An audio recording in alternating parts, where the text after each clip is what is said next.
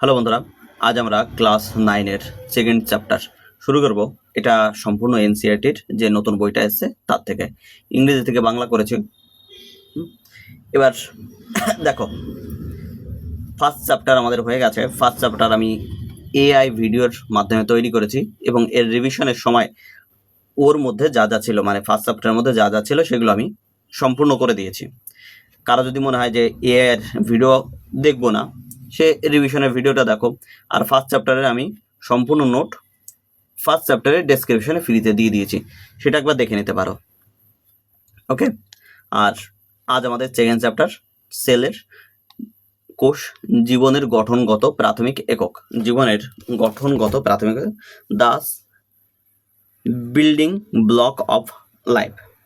এখানে 13টা চ্যাপ্টার রয়েছে। 13টা চ্যাপ্টার আমরা এখানে কমপ্লিট করব এক এক করে। আজ আমরা কোনটা ধরলাম? দ্বিতীয় নম্বর চ্যাপ্টার। ফার্স্ট নম্বর চ্যাপ্টার হয়ে গেছে, তার রিভিশন হয়ে গেছে। এবার সেকেন্ড চ্যাপ্টার এর রিভিশন টপিক, এরপর আবার থার্ড চ্যাপ্টার তার রিভিশন টপিক। এবং তোমরা চাইলে সম্পূর্ণ নোট নেওয়ার জন্য একটা ভিডিও আমি দিয়ে দিয়েছি, কিভাবে নোট নেবে, কি বৃত্তান্ত, সেটা তোমরা দেখতে পারো। আর এডু এমপ্লয়ের টেলিগ্রাম চ্যানেল রয়েছে, সেখানে তোমরা জয়েন করতে পারো, এবং হোয়াটসঅ্যাপ গ্রুপ রয়েছে, সেখানেও তোমরা জয়েন করতে পারো। এবার আসি প্রথম পয়েন্ট। একদম যা যা লেখা আছে তার ব্যতিরেকে অন্য কিছুতে আমি যাচ্ছি না।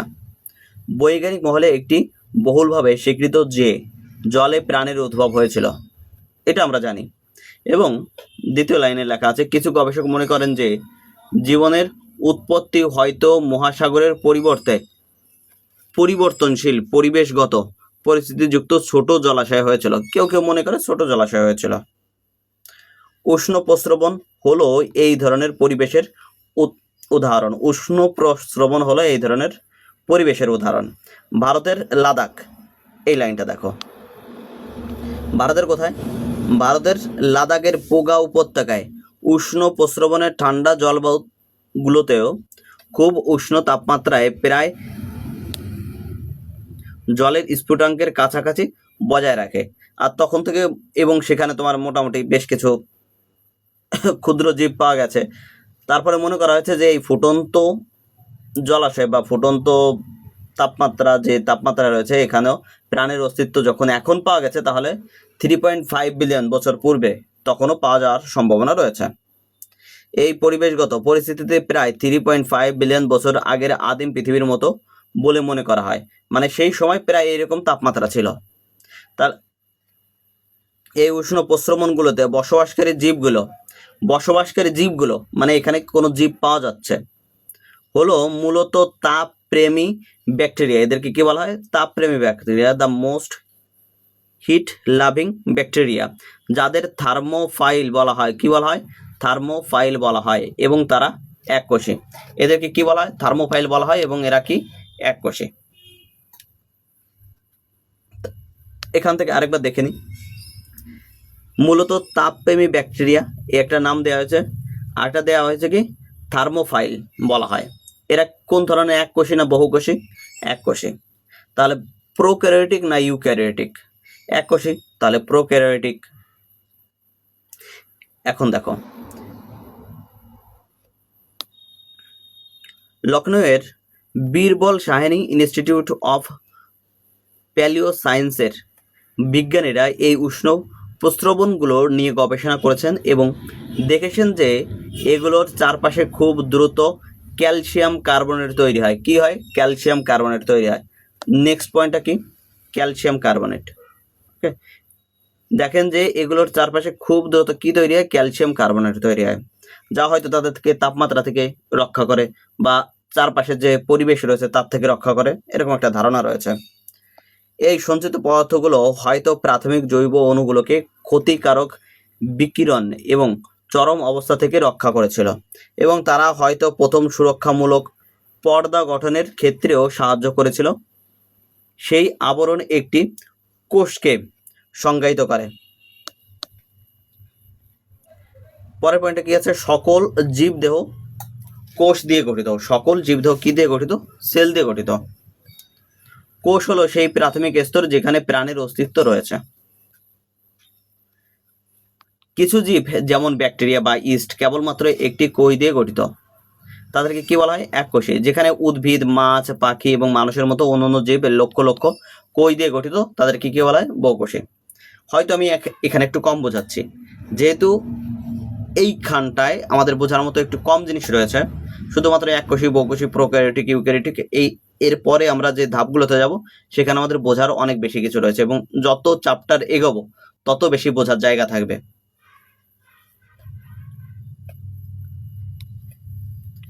একই ধরনের কাজ করা সমপ্রকৃতির কোষের একটি গোষ্ঠী, এগুলো কি একই প্রকার কাজ করা সমপ্রকৃতির একটি গোষ্ঠী। এমনি যখন কোষগুলো কলা, অঙ্গ এবং তন্ত্র সংগঠিত হয়, তখনও সমস্ত জীবের গঠন এবং কাজের মূল একক হিসেবে কোষই থাকে।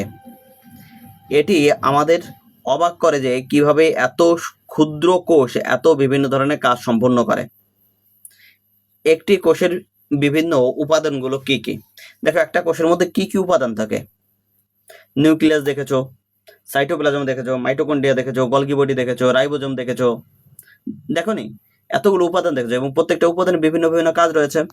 আমাদের শরীরে কোষগুলো কিভাবে একে অপরের সাথে যোগাযোগ করে, তারা কি করে যোগাযোগ করে সেটা আমাদের দেখতে হবে। কোষগুলো কি চিরকাল বেঁচে থাকে নাকি তারা মারা যায়?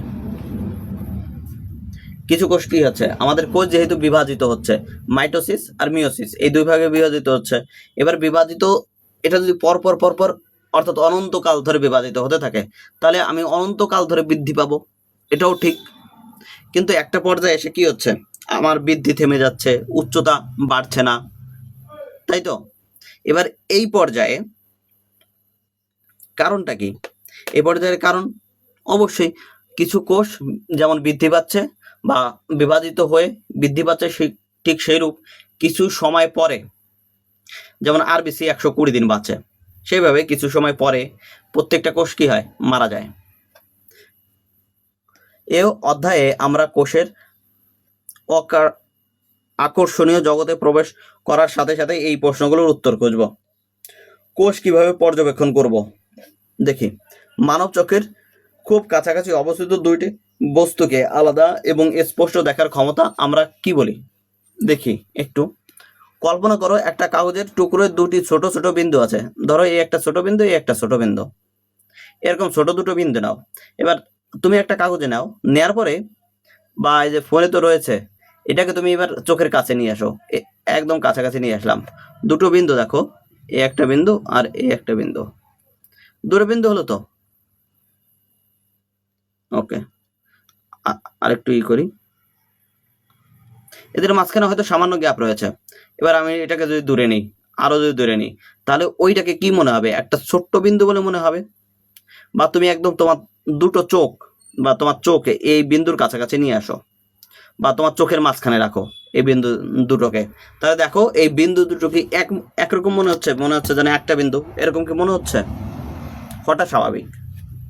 এবার যখন বিন্দুগুলোকে কাছাকাছি আনা হয়, এমন একটি পর্যায়ে আসে যখন তাদের আর আলাদা হিসেবে দেখা যায় না। এদেরকে কি করা যাচ্ছে না? আলাদা হিসেবে দেখা যাচ্ছে না। প্রায় 25 সেমি মানব চক্ষুর নিকট বিন্দু থেকে দেখলে প্রায় 0.1 মিমি ব্যবধানে থাকা দুইটি, মানে 1 মিলিমিটার ব্যবধানে থাকা দুইটি বিন্দুকে আলাদাভাবে দেখা সম্ভব। অন্যথায় তাদের একটি একক বিন্দু হিসেবে মনে হয়। এদেরকে কাছাকাছি নিয়ে আসলে কি মনে হবে? যে একটাই বিন্দু। এটিকে মানব চক্ষুর বিশ্লেষণী ক্ষমতা বা লিমিট অফ রেজুলেশন বলা হয়। কি বলা হয়? লিমিট অফ রেজুলেশন বলা হয়, যা হলো 0.1 মিলিমিটার। যা কি 0.1 মিলিমিটার। আমরা যখন রিভিশন করব এই সমস্ত কিছু আবার ওখানে রয়েছে, এবং 2 বা 3 বার করে সেটা রিভিশন করব। একটি কোষ সাধারণত এতই ছোট হয় যে তাকে খালি চোখে দেখা যায় না। কি যায় না? তাকে খালি চোখে দেখা যায় না। এটি একটি গুরুত্বপূর্ণ প্রশ্ন তুলে ধরে। মানব চোখের বিশ্লেষণী ক্ষমতার চেয়ে অনেক ছোট ছোট কোষগুলো গঠন এবং কাজের সম্পর্কে কোষ জীববিজ্ঞানীরা কিভাবে গবেষণা করেছেন। এবার দেখো, এই দুটো বিন্দু যদি আমি আলাদা করে দেখতে না পারি, এই দুটো বিন্দু দিলাম, ওকে, এই বিন্দু দুটোকে আমি দূরে দিয়ে দিলাম। এবার এই বিন্দু দুটোকে আমি যদি আলাদাভাবে দেখতে না পারি, তাহলে আমাদের শরীরের মধ্যে বা ছোট ছোট ব্যাকটেরিয়ার মধ্যে ওরা যে কোষ দিয়ে গঠিত, এককোষী কোষ, তারা কত ছোট, এবং তাদের মধ্যে সেই কোষগুলোর মধ্যে আরো ছোট ছোট কোষ অঙ্গাণু রয়েছে, তারা বা কত ছোট। এই কারণে আমরা এগুলোকে খালি চোখে দেখতে পাই না। এবার বিজ্ঞানীরা সেগুলোকে দেখার জন্য কি কি করেছে, বিভিন্ন ধরনের উত্তল লেন্স ব্যবহার করে মাইক্রোস্কোপ তৈরি করেছে। বিভিন্ন ধরনের মাইক্রোস্কোপ, যেটাকে তোমার 300 গুণ বড় দেখায়, 500 গুণ বড় দেখায়, 5000 গুণ বড় দেখায়, কোনোটা 1 লক্ষ গুণ বড় দেখায়। তারপরে তার মধ্যেখানে কি কি আছে না আছে সেটা পুঙ্খানুপুঙ্খভাবে দেখতে পারে। একটি উত্তল লেন্স বা লেন্সের সমন্বয় অর্থাৎ অবজেক্ট লেন্স এবং আইপিস ব্যবহার করা হয় কোনো বস্তুর বিবর্ধনের জন্য, যাতে সেটিকে বড় দেখায়। আর এই যে 2.1, 3.1 এই যে এইগুলো থাকবে, হ্যাঁ, এগুলো তোমার পাঠ্য বইতে যে চিত্রটা রয়েছে সেই চিত্রের সিরিয়াল নাম্বার, কোনো কিছু পাল্টায়নি এখান থেকে। হতে পারে এইখানে যে চিত্রগুলো রয়েছে তার ক্ষেত্রে হয়তো সিরিয়াল নাম্বারগুলো এক নেই, কিন্তু পাঠ্য বই বইটাও তোমার কাছে আছে। যদি মনে করো যে হ্যাঁ এই সিরিয়াল নাম্বারগুলো আমি একবার দেখবো, তাহলে পাঠ্য বইতে একবার চেক করবে। আর তাছাড়া তো ছবি, এখানে প্রত্যেকটা বইতে যে ছবি রয়েছে সেই ছবিগুলো এখানে আরো হয়তো সুন্দরভাবে দেওয়া রয়েছে। এবার রবার্ট হুক প্রথম ব্যক্তি যিনি 1665 সালে একটি স্বনির্মিত অণুবীক্ষণ যন্ত্র ব্যবহার করেন। প্রায় 200 থেকে 300 গুণ বিবর্ধন সক্ষম কোষ পর্যবেক্ষণ করেছিলেন। এবার স্কুলের পরীক্ষাগারে দৃশ্যমান আলোতে আরো ভালো বিবর্ধন এবং বিশ্লেষণী ক্ষমতা পেতে বিভিন্ন অবজেক্টিভ লেন্স যেমন 10x, 40x ব্যবহার করে বস্তুর পর্যবেক্ষণের জন্য আলোক অণুবীক্ষণিক যন্ত্র ব্যবহার করা হয়। দেখতে পারো, কারো যদি 11-12 সায়েন্স থাকে সে তো দেখেছেই, কোনো স্কুলে 9-10-ও দেখায়। যদি ওখানে যদি সায়েন্স থাকে তাহলে দেখবে, অথবা তোমরা যদি চাকরি পরীক্ষা দেবে, তোমাদের আমি আর কি বলবো, তোমরা স্কুলের পরীক্ষাগারে একটা অণুবীক্ষণ যন্ত্র বিভিন্ন অংশ অনুসন্ধান করো এবং বিভিন্ন উপাদানগুলো সূক্ষ্ম গঠন পর্যবেক্ষণ করতে এটি ব্যবহার করো। অণুবীক্ষণের যন্ত্রের নিচে তুমি কোনো বস্তুর একটি বিবর্ধন প্রতিবিম্ব দেখতে পাবে। তুমি কি এর প্রকৃত আকার অনুমান করতে পারো? এবার প্রকৃত আকার যদি অনুমান করতে না পারি, তাহলে আমি কি করতে পারি, একটা স্কেল নিতে পারি। স্কেল নিয়ে দেখো, আমি পেঁয়াজের এই যে কোষ রয়েছে, পেঁয়াজের কোষের আমি একটা স্কেল দিয়ে পরিমাপ করলাম যে এতগুলোর মধ্যে এখানে 25টা কোষ রয়েছে। এখানে যেভাবে উদাহরণ দেওয়া রয়েছে সেটা আমি কি করলাম, 25 দিয়ে ভাগ করে দিলাম। টোটাল লেন্থকে 25 দিয়ে ভাগ করলাম, তাহলে এক একটা কোষের কতটা দৈর্ঘ্য রয়েছে সেটা আমি পেয়ে যাব। এবার 1 মিলিমিটার দাগ কাটা একটি স্বচ্ছ রুলার নিলাম। এবার অণুবীক্ষণ যন্ত্রের স্টেজের উপর রুলারটি রাখো, অ্যাডজাস্টমেন্ট নব ব্যবহার করো, সেটিকে ফোকাস করো এবং আইপিসের মাধ্যমে বৃত্তাকার দৃশ্যক্ষেত্রের ব্যাস পর্যবেক্ষণ করো এবং মিলিমিটার পরিমাপ করলাম। এবার ব্যাসটিকে মিলিমিটার থেকে মাইক্রোমিটার, এটা দেখে নাও, মাইক্রোমিটার পরিবর্তন করো। ধরি দৃশ্যমান ক্ষেত্রের ব্যাস হলো 5 মিলিমিটার, অর্থাৎ 5 গুণিত 1000 = 5000 মাইক্রোমিটার। এবার রুলারটি সরিয়ে নাও এবং অণুবীক্ষণী যন্ত্রের স্টেজে একটি পেঁয়াজের শুষ্ক যন্ত্রের স্লাইড রাখো। এবার স্লাইডের ফোকাস করো এবং দৃশ্যমান ব্যাস বরাবর একটি সরল রেখায় থাকা কোষগুলোকে সংখ্যায় গণনা করো। সূত্রটি ব্যবহার করে কোষের প্রকৃত আকার পরিমাপ করো। টোটাল যেমনটা পেঁয়াজের শুষ্ক কোষের পরিমাপে যে আকার করব সেটা মাইক্রোমিটারের এককে দৃশ্যমান ক্ষেত্রের ব্যাস ডিভাইড বাই ব্যাস বরাবর থাকা কোষগুলোর সংখ্যা, যতগুলো সংখ্যা আছে সেটা দিয়ে আমি ভাগ করে দিলাম। এবার ধরো ব্যাস বরাবর 25টি কোষ দেখা গেল, সেই ক্ষেত্রে একটি পেঁয়াজ কোষের আকার কত, 5000 মাইক্রোমিটার ডিভাইড বাই 25, তাহলে কত হলো, 200 মাইক্রোমিটার।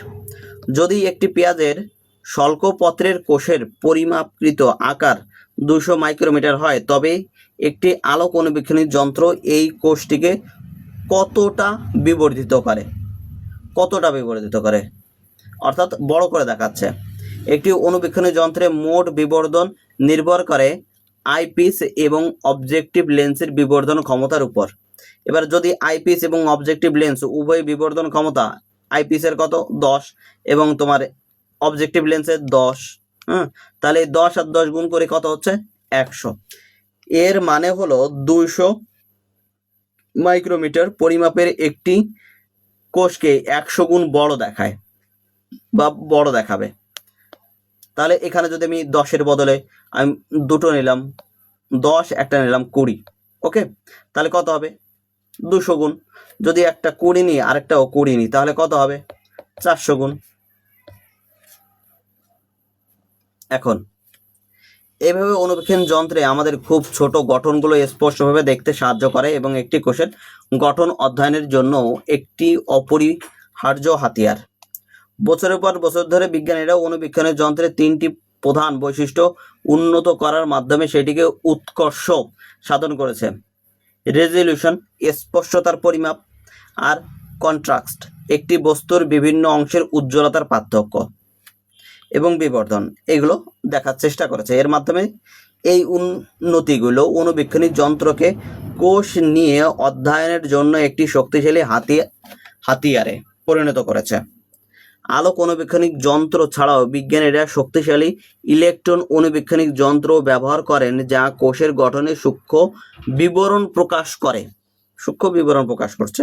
একটি যন্ত্রগুলো কি বলছে, এই যন্ত্রগুলো অজেদ বিবর্ধিত প্রতিবিম্ব তৈরি করার জন্য আলোর পরিবর্তে ইলেকট্রন রশ্মি ব্যবহার করে, যা আমাদের ন্যানোমিটার স্কেলে অসাধারণ স্পষ্টভাবে কি বলছে অসাধারণ স্পষ্টতার সাথে কোষের গঠন দেখতে সাহায্য করে। 1 ন্যানোমিটার হলো 1 মিটারে 1 বিলিয়ন ভাগের 1 ভাগ। কত বলছে? 1 ন্যানোমিটার হলো 1 মিটারের 1 বিলিয়ন ভাগের 1 ভাগ। স্ক্যানিং ইলেকট্রিক অনুবীক্ষণিক যন্ত্রের নিচে পর্যবেক্ষণ করা কচুর পাতার নিচের তলের একটি ছবি তুমি দেখতে পাচ্ছ। বইতে এই ছবিটি রয়েছে, হতে পারে এরকম একটা ছবি। আর এখানে কি আছে, প্রত্যেকটা জায়গায় স্টোমা রয়েছে। ওকে, এই যেগুলো রয়েছে এগুলো স্টোমা। স্টোমার কাজ কি? ওই তোমার গ্যাস আদান প্রদান করতে সাহায্য করে। তোমরা জেনেছো যে কোষগুলো বিশেষ কলা এবং অঙ্গে সংগঠিত হয় এবং সম্মিলিতভাবে নির্দিষ্ট কাজ সম্পূর্ণ করে। এই কোষগুলোকে একক হিসেবে কাজ করার জন্য তাদের অবশ্যই একে অপরের সাথে এবং তাদের চারপাশে পরিবেশের সাথে মিথস্ক্রিয়া করতে সক্ষম করতে হবে। এই মিথস্ক্রিয়াগুলো কোষের সীমানায় ঘটে। এখানে পদার্থগুলো কোষ এবং তাদের বাহ্যিক পরিবেশের মধ্যে চলাচল করে। এমনকি এক কোষের জীবগুলো কোষ পর্দার মাধ্যমে পদার্থের আদান প্রদান করে এবং তাদের পরিবেশের প্রতি সাড়া দেয়। কোষ পর্দা হলো একটি পাতলা সীমানা যা কোষকে ঘিরে থাকে এবং এর ভিতরে বস্তুকে রক্ষা করে। এটি একটি কোষের, এখানে কি লেখা আছে আমি বলতে পারবো না সঠিক, কোষের ড্যাশ করে মানে যোগাযোগ স্থাপন করতে পারে, বা আপাতত বলতে পারছি না কি আছে। সিলেক্টিভিটি পারমিয়েবল, সেটা তো এখানে লেখা আছে আলাদাভাবে। প্রভেদক ভেদ্য, এটি একটি কোষের স্বতন্ত্র নির্বাচন করে এবং একে প্লাজমা পর্দা বলা হয়। কোষ পর্দা হলো প্রভেদ ভেদ্য, যার মানে একটি কিছু পদার্থকে এর মধ্যে দিয়ে যেতে দেয় এবং অন্য পদার্থগুলোকে কি করে, বাধা দেয়। এবার এটা দেখার জন্য আমরা একটা পরীক্ষা করতে পারি। দুটো আলুর টুকরো নিলাম, কি বললাম, দুটো আলুর টুকরো নিলাম সমান মাপের এবং এদের পরিমাপ করলাম, সমান পরিমাপ হলো। এবার একটা সাধারণ জল, অর্থাৎ আমরা যে জল খাই তার মধ্যে একটা কি করলাম, লবণ জল, এটা লবণ জলের মধ্যে রেখে দিলাম। সবগুলো পরিমাপ করেছি এবং কোথায় কতটা পরিমাণে দিয়েছি সেটাও পরিমাপ করেছি, এবং এখানে 20% লবণ দেওয়া হয়েছে সেটাও পরিমাপ করা হয়েছে। একই সঙ্গে আলুর পুরোটা পরিমাপ করা হয়েছে, ওজন করা হয়েছে। ওকে, দৈর্ঘ্য প্রস্থ উচ্চতা মাপা হয়েছে এবং সমান আকারে দেওয়া হয়েছে এবং ওজন মেপে দেখা হয়েছে। এখন কিছু সময় বা 2 ঘন্টা, 5 ঘন্টা, 10 ঘন্টা রেখে দেওয়ার পর এদের মাঝখানে কি পার্থক্য হবে সেটা আমরা দেখব। তুমি কি অনুমান করছো এদের ওজনের পরিবর্তনের ক্ষেত্রে তুমি কি প্রত্যাশা করো? এখানে এই প্রশ্নটা করেছে। দেখো, বিকারেতে আলুর টুকরোর ওজন বৃদ্ধি পেয়েছে, যেখানে বিকার বিতে আলুর টুকরোর ওজন কি হয়েছে, হ্রাস পেয়েছে। এর পিছনে দেখি, এটা তোমার বিকার এ, এটা তোমার বিকার বি। এই যে আলুটা বাইরের কি ছিল, লঘু দ্রবণ, লঘু দ্রবণ থেকে জলটা কি হয়েছে, ঘন দ্রবণের মধ্যে চলে গেছে। একইভাবে যদি দেখি বাইরে কি দ্রবণ, এখানে তীরগুলো একটু ভুল আছে, হ্যাঁ। বাইরে কি দ্রবণ? বাইরে এখানে লবণ জল আছে, ঘন দ্রবণ। ভিতরে কি? শুধু জল। জলটা কি? লঘু দ্রবণ। তাহলে ভিতর থেকে কি হয়েছে? বাইরের দিকে চলে যাচ্ছে। এই কারণে কি হয়েছে? আলু সংকুচিত হয়ে গেছে। আর এখানে আলুটা কি হয়েছে? স্ফীত হয়ে গেছে।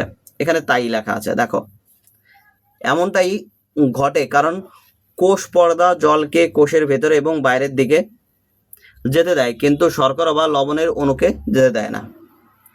জল বেশি বেশি জল এবং কম দ্রবযুক্ত অঞ্চল লঘু দ্রবণ থেকে কম জল এবং বেশি দ্রবযুক্ত অঞ্চলে ঘন দ্রবণে স্থানান্তরিত হয়, যতক্ষণ না দুটো অঞ্চলের ঘনত্ব কি হচ্ছে? সমান হচ্ছে। অর্থাৎ এখানে যে ঘনত্ব, আলুর ভিতরে ঘনত্ব যতক্ষণ না সমান হচ্ছে, আলুর ভিতরে জল ততক্ষণ বেরোতে থাকবে।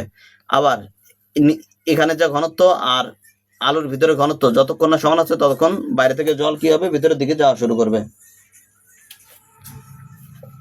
এবার একটি প্রবেদক ভেদ্য পর্দার মধ্যে দিয়ে জলের এই চলনকে বলা হয় কি? অবিশ্রবণ। একে কি বলা হয়? অবিশ্রবণ। অষ্টম শ্রেণীতে এত বাতাসের থেকে জেনেছে যে ঘনত্বের পার্থক্য থেকে, যাকে ঘনত্বের অতিমাত্রা বলা হয়, পদার্থের কণাগুলো একে অপরের সাথে মিশে যায়।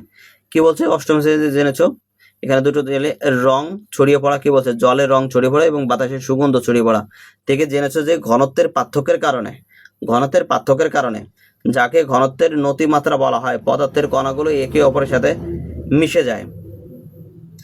ব্যাপন হলো উচ্চতর থেকে নিম্নতর ঘনত্বের দিকে কণাগুলোর নির্চলন, যা কোনো পর্দা ছাড়াই ঘটে। ব্যাপনের ক্ষেত্রে কোনো পর্দা লাগে না, কিন্তু এখানে যেটা দেখলাম যে অবিশ্রবণের জন্য কি লাগে? পর্দা লাগে। অবিশ্রবণ হলো একটি প্রভেদক ভেদ্য পর্দার মধ্য দিয়ে জলের ব্যাপন। উদ্ভিদে অবিশ্রাবণ প্রক্রিয়ার মাধ্যমে মাটি থেকে জল মূলের কোষগুলোতে কি করে? প্রবেশ করে। এখন আমরা দেখি তিনটে বিষয়।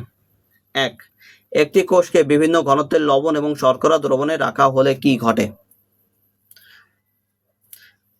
একটা দেখো, বহির্কোষীয় মাধ্যমের দ্রবণের ঘনত্ব আর অন্তঃকোষীয় মাধ্যমের দ্রবণের ঘনত্ব যখন সমান হবে, তখন তারা কোনো লেনদেন করবে না। এটাকে বলা হয় সমসারক দ্রবণ বা আইসোটনিক দ্রবণ। আইসোটনিক সলিউশন বলা হয় বা সমসারক দ্রবণ বলা হয়। আরেকটি ব্যাপার, বহির্কোষীয় মাধ্যমের দ্রবণের ঘনত্ব থেকে যদি অন্তঃকোষীয় মাধ্যমের ঘনত্ব বেশি হয়, তাহলে বাইরে থেকে জল বা তরল পদার্থ ভিতরের দিকে যাবে এবং কোষটি কি হবে? ফুলে উঠবে। তাকে বলা হয় কি? হাইপোটনিক দ্রবণ বা লঘুসারক দ্রবণ। হাইপোটনিক দ্রবণ বা লঘুসারক দ্রবণ। অন্যদিকে বহির্কোষীয় মাধ্যমের দ্রবণের ঘনত্ব যদি বেশি হয় এবং অন্তঃকোষীয় মাধ্যমের দ্রবণের ঘনত্ব কম হলো, তাহলে তাকে কি বলবো? হাইপারটনিক দ্রবণ বা অতিসারক দ্রবণ। এখন গঠনগত দিকে আরেকটা জিনিস এখানে বলা হয়নি, সেখান থেকে দেখো বাইরের দিকে ঘনত্ব বেশি এবং ভিতরে ঘনত্ব কি? কম। তাহলে ভিতরে থেকে জলটা কি হবে? বাইরে চলে আসবে এবং এটা কি হবে? চুপসে যাবে। যেমনটা চিত্রে দেখতে পাচ্ছ, এটা কি হয়েছে? স্বাভাবিক অবস্থায় আছে। এটা কি হয়েছে? ফুলে গেছে। এটা কি হয়েছে? চুপসে গেছে। 1 ন্যানোমিটার ইকুয়াল টু মিলিমিটার। কয়টা আছে? 3 আর 2 5, 5টা শূন্য 1। দশমিকের পরে 5টা শূন্য 1, অর্থাৎ দশমিকের পরে 6টা সংখ্যা। একটি লিপিড, ফ্যাট এবং প্রোটিন দ্বারা গঠিত। কোনটার কথা বলছে? গঠনগতভাবে কোষ পর্দা অত্যন্ত পাতলা, প্রায় 7 থেকে 10 ন্যানোমিটার। কত? 7 থেকে 10 ন্যানোমিটার পুরু, এবং 1 ন্যানোমিটার ইকুয়াল টু 0.0000001 মিলিমিটার। এটি লিপিড, ফ্যাট এবং প্রোটিন দ্বারা গঠিত। লিপিড মানে কি? ফ্যাট। আর প্রোটিন দ্বারা গঠিত। তরল মোজাইক নকশা এর গঠন ব্যাখ্যা করে। কে এর গঠন ব্যাখ্যা করে? তরল মোজাইক। কে? Fluid mosaic model. তরল মোজাইক নকশা এর গঠন ব্যাখ্যা করে। পর্দার একটি লিপিড স্টোর। জলাকর্ষী মাথা বাইরের দিকে এবং জল বিকর্ষী লেজ কোথায় থাকে? ভিতরের দিকে থাকে। বিশেষ করে ফ্যাট অণুর দুটি প্রান্ত থাকে, দুটি স্তর থাকে, যার মধ্যে প্রোটিন কি থাকে? গাঁথা থাকে। অণুগুলো পর্দার মধ্যে পাশাপাশি যেতে পারে, উল্টে যেতে পারে এবং ঘুরতে পারে। অতএব এটি তরল প্রকৃতির। চলো তারপরে কি আছে? দারণের প্রোটিন। এবার পর্দায় থাকা প্রোটিনগুলো পদার্থের চলাচলে সহায়তা করার ক্ষেত্রে দারোয়ানের মতো কাজ করে। কিসের মতো কাজ করে? দারোয়ানের মতো কাজ করে। যেহেতু অণুগুলো মোজাইকের টাইলস এর মতো সাজানো থাকে, তাই একে কি বলা হয়? মোজাইক নকশা বলা হয়। সমস্ত সজীব কোষ পর্দার মাধ্যমে তাদের চারপাশে পরিবেশ এবং তাদের পার্শ্ববর্তী কোষগুলোর সাথে যোগাযোগ রক্ষা করে। কিসের মাধ্যমে? এই যে আমাদের প্রথমে একটা প্রশ্ন করেছিল, তারা কিভাবে যোগাযোগ রক্ষা করে। এখন দেখলাম কি, সমস্ত সজীব কোষ পর্দার মাধ্যমে তাদের চারপাশের পরিবেশ এবং তাদের পার্শ্ববর্তী কোষগুলোর সাথে যোগাযোগ রক্ষা করে। যাই হোক, উদ্ভিদ, ছত্রাক এবং ব্যাকটেরিয়া কোষের কোষ পর্দার চারপাশে একটি অতিরিক্ত স্তর থাকে, যাকে কি বলা হয়? কোষ প্রাচীর বলে। তার মধ্যে উদ্ভিদ, ছত্রাক, ব্যাকটেরিয়া এদের চারপাশে কি থাকে? কোষ পর্দার বাইরেও একটি অতিরিক্ত পর্দা থাকে, সেটা হলো কোষ প্রাচীর। এই কোষগুলোকে কোষ প্রাচীর প্রয়োজনীয়তা কি বলে তোমার মনে হয়? দেখো, আমাদের তো কোষ প্রাচীর নেই। যদি সহজভাবে বলি, আমাদের তো কোষ প্রাচীর নেই, উদ্ভিদের কোষ প্রাচীর আছে। কোষ প্রাচীর এটা দৃঢ়, শক্ত। এবার আমাদের মধ্যেও যদি এরকম কোষ প্রাচীর থাকতো, তাহলে আমাদের কোষগুলো কেমন হতো? শক্ত হতো, এই নমনীয় ভাবটা থাকতো না এবং আমরা চলাচল করতে পারতাম না। তাহলে একটা জিনিস বোঝো, কোষ প্রাচীর থাকার কারণে উদ্ভিদের চারপাশের কি হচ্ছে? উদ্ভিদ শক্ত হচ্ছে এবং তারা চলাচল করতে পারছে না, একই স্থানে অবস্থান করছে। এবার দেখো, সেইগুলোই আছে। অনুবীক্ষণ যন্ত্রের নিচে উদ্ভিদ কোষ পর্যবেক্ষণের জন্য একটি পেঁয়াজের পাতা বা রিও স্কার্ডল লিলি পাতার একটি পাতলা শল্কের স্থায়ী স্লাইড তৈরি করো এবং কভার স্লিপ ব্যবহার করে স্যাফরানিন দিয়ে মাউন্ট করো। এইভাবে একটি তুলোর শুয়ার বা টুথপিকের বোতা দিয়ে তোমার গালের ভেতরে দিয়ে আলতো করে ঘষে গালের কোষের একটি আস্তরণ স্লাইড তৈরি করো। তাহলে এক জায়গায় পেঁয়াজ রাখতে বললো, এক জায়গায় তোমার কি রাখতে বলেছে? তোমার গালের কোনো কোষ, সেটা রাখতে বলেছে। এখানে তুমি গালের কোষ রাখলে, এখানে তুমি পেঁয়াজের কোষ রাখলে।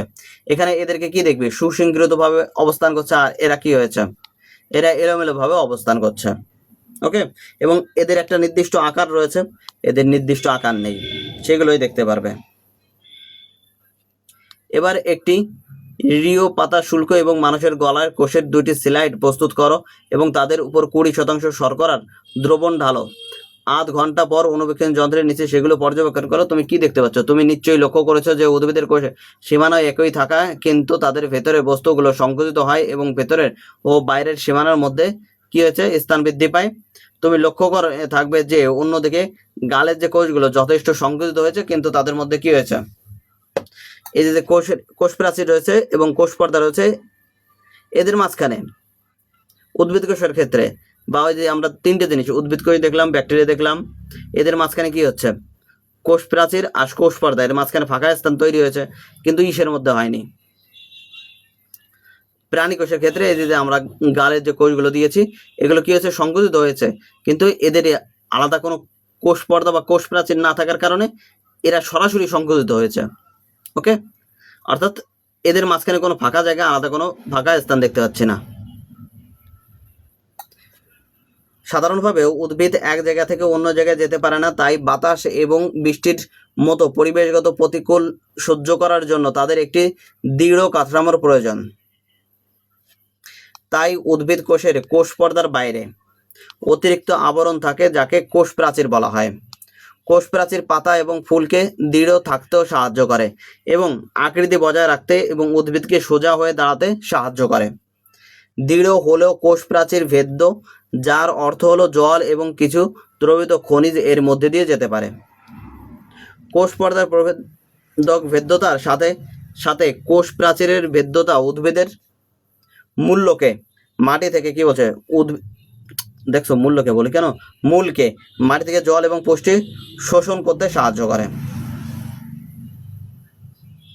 এবার দেখো, যখন আমরা একটি রিও পাতা বা পেঁয়াজের শুষ্ককে একটি ঘন শর্করার দ্রবণে রাখি, তখন উদ্ভিদ কোষগুলো অতি শ্রবণের কারণে কি হচ্ছে?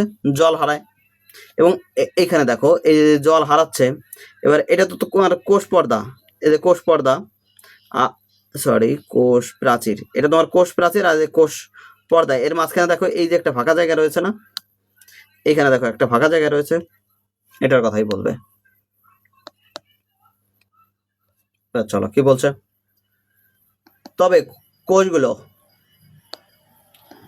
তবে কোষগুলোর আকার সংকুচিত হয় না, কারণ তাদের দৃঢ় কোষ প্রাচীর তাদের আকৃতি বজায় রাখে।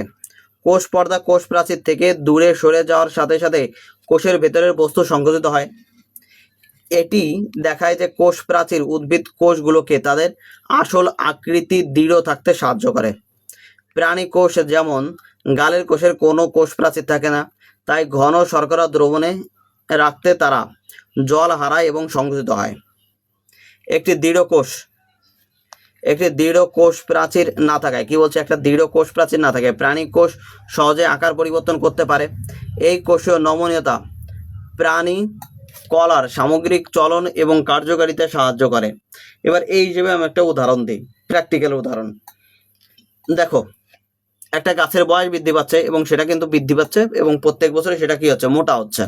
কিন্তু মানুষের যখন বৃদ্ধি পায় তখন কি হয়, ধীরে ধীরে ধীরে ধীরে একটা পর্যায়ে মোটামুটি শারীরিক গঠন অনেক ভালো, বডি শডি খুব ভালো, কিন্তু দেখো একটা সময় বৃদ্ধ হচ্ছে, গায়ের চাম কুচকে যাচ্ছে। কিন্তু এবার দেখো, ধরো দুটো বৃদ্ধ, একটা বৃদ্ধ গাছ একটা বৃদ্ধ মানুষ, দুজনে মারা গেল। এবার তুমি যদি বৃদ্ধ একটা মানুষ দেখে থাকো, এবার ধরে নাও এদেরকে পোড়ানো হলো না, কিচ্ছু করা হলো না, একটা সাইডে রেখে দেওয়া হলো। এমন একটা সাইডে রেখে দেওয়া হলো গবেষণার জন্য। এবারে গাছটা তো শুকিয়ে গেল, কিন্তু এটাকে ধীরে ধীরে ধীরে ধীরে সংকুচিত হচ্ছে, দেখবে যে সংকুচিত হয় না। কিন্তু যে মৃত মানুষটা রয়েছে সে আস্তে আস্তে কি হবে, সংকুচিত হবে এবং তার কঙ্কালটা বেরিয়ে আসবে, তার উপরে হালকা একটা পাতলা চাম থাকবে, তার বেশি তো আর কিছু থাকবে না। তার যদি 100 কেজি ধরে নাও ওজন ছিল মানুষটার, তার ওজন কত আসবে, 50 কেজি। এবং সেই হিসেবে দেখে বুঝতে পারবে কি হচ্ছে, যে এর মাঝখানে থেকেই জল টল বেরিয়ে গেছে। কিন্তু একটা গাছের ক্ষেত্রে তুমি যদি ধরে নাও, একটা গাছ আমি রেখে দিয়েছি এবং 1 বছরে ওরকম 1000 কেজির গাছ 500 কেজি হয়ে গেছে, তাহলে কিন্তু দেখে কিন্তু বোঝা যাবে না, কারণ কি এর কাঠামোটা সেই একই আছে, কিন্তু ভিতর থেকে জলটা বেরিয়ে গেছে। উদ্ভিদের কোষ প্রাচীর মূলত সেলুলোজ দ্বারা গঠিত। কি দ্বারা গঠিত? সেলুলোজ, যা একাধিক গ্লুকোজ অণু একসাথে যুক্ত হয়ে তৈরি এক ধরনের শর্করা। আমাদের খাদ্যের সেলুলোজ রাফেজ হিসেবে কাজ করে, যা পরিপাকে সাহায্য করে। কিছু অণুজীবে যেমন ছত্রাক, ব্যাকটেরিয়া, তাদের কোষকে সুরক্ষা এবং কাঠামোগত সহায়তা প্রদানের জন্য কোষ প্রাচীর থাকে। ঠিক আছে, সাধারণত এক স্থানে স্থির থাকা উদ্ভিদের ক্ষেত্রে কোষ প্রাচীর প্রয়োজনীয়তায় এবং এক স্থান থেকে অন্য স্থানে চলাফেরা করার প্রাণীদের ক্ষেত্রে এর প্রয়োজনীয়তা বিষয়ে তুমি কি যুক্তি দেবে? এইমাত্রই বললাম, কি বললাম, কিছু তো বললাম, যে কোষ প্রাচীর থাকলে এরা কি হচ্ছে, শক্ত হচ্ছে, আর কোষ প্রাচীর না থাকলে কি হচ্ছে, নমনীয় হচ্ছে এবং আমরা কি করতে পারছি, চলাচল করতে পারছি। কোনো উদ্ভিদ কোষের কোষ প্রাচীর যদি কোষ পর্দার মতো নমনীয় হয়ে যায় তবে তা কি পরিণত হতে পারে বলে তুমি মনে করো? দেখো, কোষ প্রাচীর যদি নমনীয় হয়ে যায় তাহলে আমাদের যেমন এই যে শরীরে দেখো, তুমি তোমার হাতের চাম ধরে করতে পারবে, নাড়াতে পারবে। তাহলে গাছের তো অত ওজন, তাহলে গাছ ওরকম নরম হয়ে যাবে এবং সে কি হবে, আস্তে আস্তে ঢুলে পড়বে। যদি আমার শরীরে কঙ্কালটা না থাকতো, আমি একটা স্তূপের মতো হয়ে যেতাম। ঠিক সেইরূপ গাছের মধ্যে ওই যে কঙ্কালের মতো কাজ করে, কোষ প্রাচীরটা কি করে, কঙ্কালের মতো কাজ করে। এবার কঙ্কালে কাঠামোটা নেই, তাহলে গাছটা কি হবে, স্তূপের মতো নিচের দিকে ঢলে পড়বে। দুটি আলুর টুকরোকে প্রায় সমান আকারে কাটা এবং সেগুলোকে বিভিন্ন তরলে রাখার আগে তাদের প্রাথমিক ওজন পরিমাপ করা হয়। কি বলছে, পরিমাপ করা কেন গুরুত্বপূর্ণ? একটু আমরা এই পুরো ইটা দেখেছি, যদি পরিমাপ করি তাহলে আমরা দেখতে পারবো যে কোনটার ক্ষেত্রে কতটা পরিবর্তন হয়েছে। আমরা প্রথমের ডাটা এবং শেষের ডাটা মধ্যে তুলনা করলে আমরা সঠিক একটা তথ্য পাবো। কোষের অভ্যন্তরভাগের একটি সমন্বিত কার্যকলাপ কি আছে?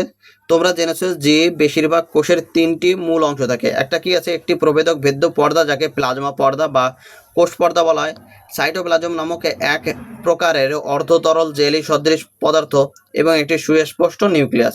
এখানে থাকে তোমার কি, সুস্পষ্ট নিউক্লিয়াস। কয়টা পেয়েছি অংশ? 3টে পেয়েছি। একটা কি পেয়েছি, প্রবেদক ভেদ্য পর্দা, প্লাজমা পর্দা, এই যে পর্দা পেয়েছি, আরেকটা পেয়েছি সাইটোপ্লাজম, এখানে তোমার এই তরলের মতো কিছু একটা আছে, তার মধ্যে আরো কোষ অঙ্গাণু রয়েছে, আরেকটা কি নিউক্লিয়াস। অর্থাৎ প্রথমে যখন দেখা গেছে তখন ওটাই দেখা গেছে। নিউক্লিয়াস ছাড়া সাইটোপ্লাজমে অন্যান্য পদার্থের পাশাপাশি অঙ্গাণু নামক বেশ কিছু উপকোষীয় উপাদান থাকে, যার বেশিরভাগ কেবল ইলেকট্রন অণুবীক্ষণিক যন্ত্রের সাহায্যে দেখা সম্ভব। সাধারণ অণুবীক্ষণিক যন্ত্রের সাহায্যে দেখা সম্ভব নয়। একটি ব্যাকটেরিয়া কোষ, একটি উদ্ভিদ কোষ এবং একটি প্রাণী কোষের প্রদত্ত চিত্রগুলো অধ্যয়ন করো। এদের প্রতিটি উপস্থিত বিভিন্ন গঠনগুলো পর্যবেক্ষণ করো। এবার দেখো, এটা কি একটা ব্যাকটেরিয়ার কোষ, নিউক্লিয়াস কি আছে, ঠিকঠাক জায়গায় আছে। নিউক্লিয়াস কি এখানে দেখো, এইখানে যে নিউক্লিয়াস, এই নিউক্লিয়াসটা কি আলাদা কোষ পর্দা দিয়ে ঘেরা, কিন্তু এখানে যেটা আছে নিউক্লিয়ার এরা কোষ পর্দা দিয়ে ঘেরা না, তাই তো, বা নেকেড নিউক্লিয়েড বলতে পারি আমরা। আর এখানে কি আছে নিউক্লিয়াস, আর এইখানে নিউক্লিয়াস, এটা কি কোষ পর্দা দ্বারা সঠিকভাবে বিন্যস্ত বা আলাদা থাকে।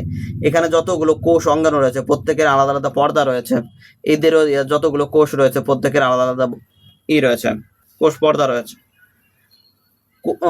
হ্যাঁ, কোষ অঙ্গাণু পর্দা রয়েছে, এইভাবে বলতে পারি। একটি ব্যাকটেরিয়া কোষের সুস্পষ্ট নিউক্লিয়াস এবং পর্দা ঘেরা অঙ্গাণু নিজস্ব পর্দা দ্বারা বেষ্টিত অঙ্গাণু অবা রয়েছে কার, ব্যাকটেরিয়ার। কোষের সুস্পষ্ট নিউক্লিয়াস এবং সুস্পষ্ট নিউক্লিয়াস নেই, এখানে সুস্পষ্ট নিউক্লিয়াস নেই, আর এখানে যে কোষ অঙ্গাণুগুলো রয়েছে তাদের কি নেই, নিজস্ব পর্দা দ্বারা বেষ্টিত অঙ্গাণুর অভাব রয়েছে। এই ধরনের কোষগুলো প্রোক্যারিওটিক কোষ, এদেরকে কি বলা হয়, প্রোক্যারিওটিক কোষ। প্রো করার অর্থ কি, প্রো কথার অর্থ আদি, আর ক্যারিয়ন মানে হলো নিউক্লিয়াস, যাকে বলা হয় কি প্রোক্যারিওটিক, অর্থাৎ আদি নিউক্লিয়াস। তাহলে যে বলে না আমি প্রো, সে হলো আদি, মানে সে অনেক আগের থেকে আছে। এবার প্রোক্যারিওটিক কোষে বেশিরভাগ কোষীয় কার্যকলাপ সরাসরি সাইটোপ্লাজমে সংঘটিত হয়। কোথায় সংঘটিত হয়, বেশিরভাগ কার্যকলাপ সাইটোপ্লাজমে সংঘটিত হয়। তারপর এটা আসে বিপরীতে উদ্ভিদ আর প্রাণী কোষের একটা সুস্পষ্ট নিউক্লিয়াস এবং বেশ কয়েকটি পর্দা ঘেরা অঙ্গাণু থাকে। এই ধরনের কোষগুলোকে ইউক্যারিওটিক, ইউ মানে হলো প্রকৃত এবং ক্যারিয়ান মানে কি নিউক্লিয়াস।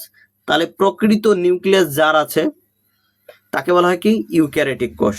প্রোক্যারিওটিক এবং ইউক্যারিওটিক কোষের বৈশিষ্ট্যগুলো আরো বিশদ বিবরণ 2.2 দেওয়া হয়েছে, চলো দেখবো একটু পরে। 2.10 এর প্রদত্ত কোষগুলোর মধ্যে কোনগুলো প্রোক্যারিওটিক এবং কোনগুলো ইউক্যারিওটিক পর্যায়ে যুক্ত। এই দেখো প্রোক্যারিওটিক কোষ আর এটা তোমার ইউক্যারিওটিক। এবার দুটোর মধ্যে পার্থক্যগুলো দেখি। এবার সেল মেমব্রেনের মধ্যে ব্যাকটেরিয়া কোষ, উদ্ভিদ কোষ, প্রাণী কোষ।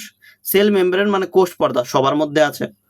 সেল অল, ব্যাকটেরিয়া কোষের সেল অল নেই, উদ্ভিদের আছে, প্রাণীর নেই। সাইটোপ্লাজম সবার রয়েছে। সুস্পষ্ট নিউক্লিয়াস ব্যাকটেরিয়ার নেই, উদ্ভিদ কোষের আছে, প্রাণী কোষের আছে। আদি নিউক্লিয়াস বা নিউক্লিয়েডের চারপাশে পর্দাবিহীন জিনগত উপাদান কার রয়েছে, সেটা হলো ব্যাকটেরিয়ার রয়েছে।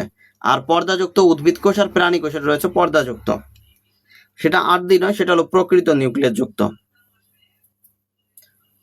পর্দা ঘেরা অঙ্গাণু কার রয়েছে, পর্দা ঘেরা অঙ্গাণু রয়েছে কার, উদ্ভিদ কোষ আর প্রাণী কোষের পর্দা ঘেরা অঙ্গাণু রয়েছে। আর এখানে ব্যাকটেরিয়ার মধ্যে পর্দা ঘেরা অঙ্গাণু নেই।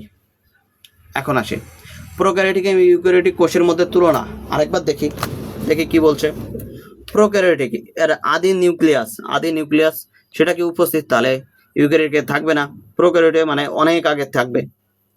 আর এটি সাধারণ কোষের ব্যাস কত, এটি সাধারণ 1 থেকে 10 মাইক্রোমিটার, আর এখানে 10 থেকে 100 মাইক্রোমিটার।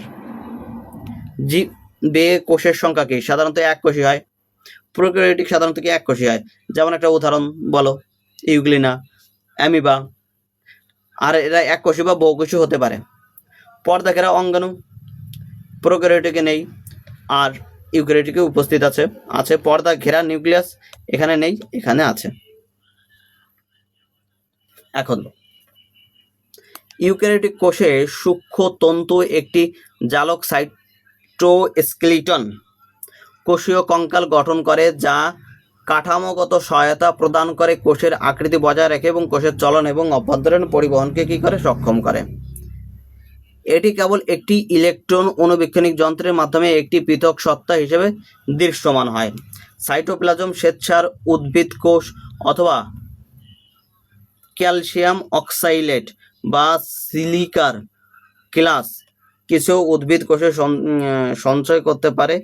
এগুলো কোষীয় অন্তর্ভুক্ত নামে পরিচিত। এখান থেকে আমি একটা পয়েন্ট কোথায় যেন বাদ দিয়ে দিয়েছি, যেটা আমার বলার দরকার আছে। সাইটোস্কেলিটন, এই তো সাইটোস্কেলিটন, কোষীয় কঙ্কাল।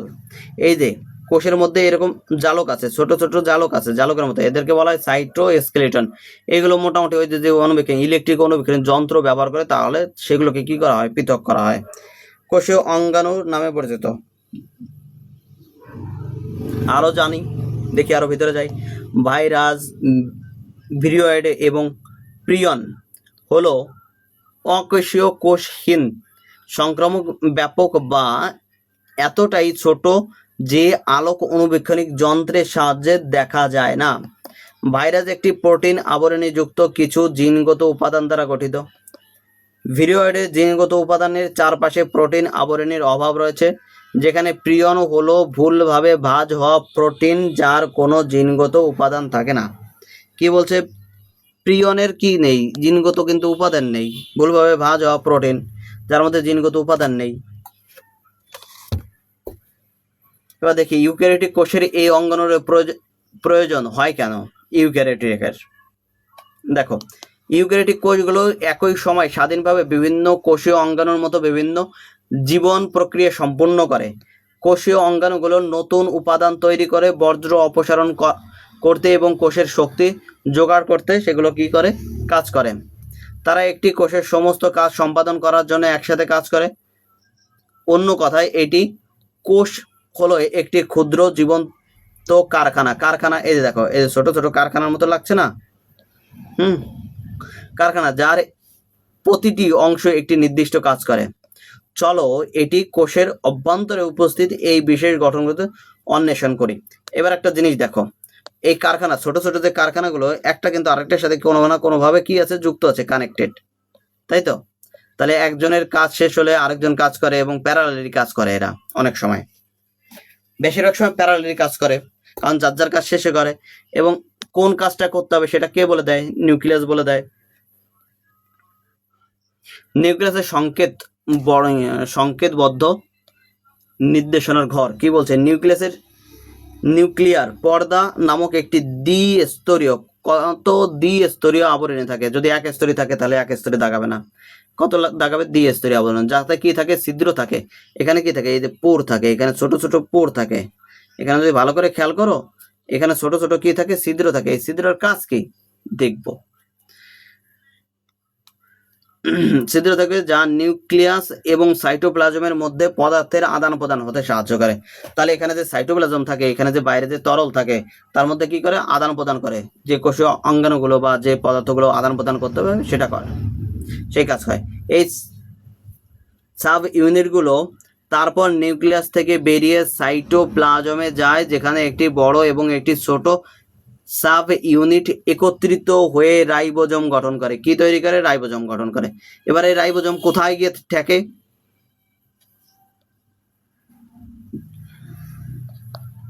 আসবো, সবই আসবো।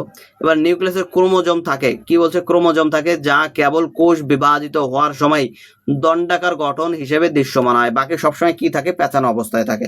যখন কোষ বিভাজিত হবে তখন সেটা কি হচ্ছে, দণ্ডাকার অবস্থায় থাকে। ক্রোমোজোমের পিতামাতা থেকে পরবর্তী, কি বলছে, ক্রোমোজোমে পিতামাতা থেকে পরবর্তী প্রজন্মে বৈশিষ্ট্যের বংশগতির জন্য ডিএনএ, ডিঅক্সিরাইবোনিউক্লিক অ্যাসিড অণু আকারে কি করে, তথ্য থাকে। তার একটা জিনিস দেখো, ডিএনএ, ডিঅক্সিরাইবোনিউক্লিক অ্যাসিড দেয়া রয়েছে। প্রশ্ন এগুলো আসার মতো না এখন, কিন্তু যেহেতু দেয়া রয়েছে, কখনো কোনো আসলে সৌভাগ্য। ক্রোমোজোমে ডিএনএ এবং নির্দিষ্ট প্রোটিন দ্বারা গঠিত। ডিএনএ অণুতে জিনগত তথ্য থাকে। ডিএনএ এর কার্যকারী খণ্ডগুলোকে জিন বলা হয়। কি বলে, জিন বলে। একটি অবিভাজিত কোষে একটি ডিএনএ ক্রোমাটিন পদার্থের অংশ হিসেবে উপস্থিত থাকে। ক্রোমাটিন পদার্থ সুতোর মতো গঠনের, জট পাকানো পিণ্ড হিসেবে দৃশ্যমান হয়। যখনই কোষটি বিভাজিত হতে যায় ক্রোমাটিন পদার্থ ক্রোমোজোমে সংগঠিত হয়। আর প্রোক্যারিওটিক কোষে কোনো সুনির্দিষ্ট নিউক্লিয়াস থাকে না, তাদের ডিএনএ নির্দিষ্ট প্রোটিনের সঙ্গে যুক্ত একক বৃত্তাকার অণু হিসেবে উপস্থিত থাকে। এই জিনগত উপাদান ধারণকারী অঞ্চলটিকে নিউক্লিয়েড বলা হয়। এদেরকে কি বলে? নিউক্লিয়েড বলা হয়। কৌতূহলের সুতো এবার ভালো করে খেয়াল করবে, এখান থেকে প্রশ্ন আসার সম্ভাবনা রয়েছে। কিছু কোষ নির্দিষ্ট কাজ সম্পূর্ণ করার জন্য বিশেষায়িত। উদাহরণস্বরূপ হলো মানুষের পরিণত লোহিত রক্তকণিকা, আর বেশি নিউক্লিয়াস থাকে না। প্রথমে নিউক্লিয়াস থাকে, এরকম না যে নিউক্লিয়াস থাকে না, নিউক্লিয়াস পরে বেরিয়ে যায়। নিউক্লিয়াস থাকে না। এবার নিউক্লিয়াস থাকে না, তাহলে কি হয়? নিউক্লিয়াসের অনুপস্থিতিতে হিমোগ্লোবিনের জন্য আরও বেশি স্থান পেয়ে যাচ্ছে, যার ফলে শরীরের সমস্ত কোষ বেশি পরিমাণে অক্সিজেন পরিবহন করতে পারে। এবার দেখো নিউক্লিয়াস বেরিয়ে গেল, মাঝখানে এটা কি হয়ে গেল? চ্যাপ্টা হয়ে গেল, দুই পাশ থেকে কি হচ্ছে? আমি যেন চেপে দিয়েছি। তাহলে এই যে গঠনটা, একে কি বলা হয়? বাইক্যামেল না বাইফোকাল? উভ অবতল, একে বলা হয় উভ অবতল। কি বলা হয়? উভ অবতল। যেহেতু এদের নিউক্লিয়াস থাকে না, তাই এরা নিজেদের মেরামত বা বিভাজন করতে পারে না। সুতরাং এরা 120 দিন সর্বোচ্চ বাঁচে। ফলস্বরূপ এদের আয়ুষ্কাল সংক্ষিপ্ত এবং এরা আনুমানিক 120 দিন বাঁচে। নিউক্লিয়াসহীন অন্য কোনো কোষের কথা কি তুমি জানো? আমি জানি, সেটা হলো সিগন্যাল কোষ।